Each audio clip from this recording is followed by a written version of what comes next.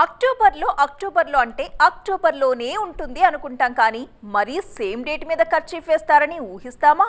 ఇద్దరు బిగ్గి సేమ్ డేట్కి వచ్చేస్తుంటే పోటీ భలేగా ఉంటుంది. కానీ థియేటర్స్ కలెక్షన్స్ అన్నీ షేర్ అయిపోతాయి.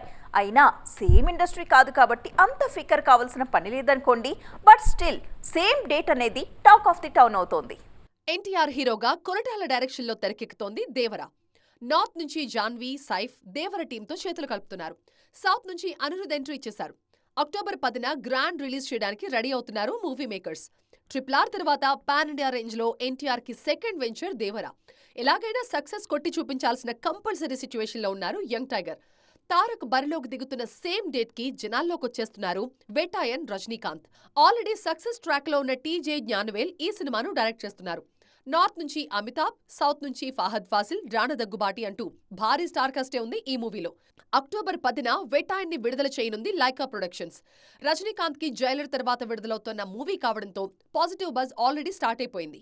తమిళనాడులో రజనీకి, తెలుగు రాష్ట్రాల్లో తారక్ కి స్ట్రాంగ్ ఫ్యాన్ బేస్, కలెక్షన్ల హడావుడి ఉందనుకున్నా పాన్ ఇండియా రేంజ్ లో మిగిలిన చోట్ల పోటీ ఎలా ఉంటుందనే దాని మీద టాక్ నడుస్తోంది.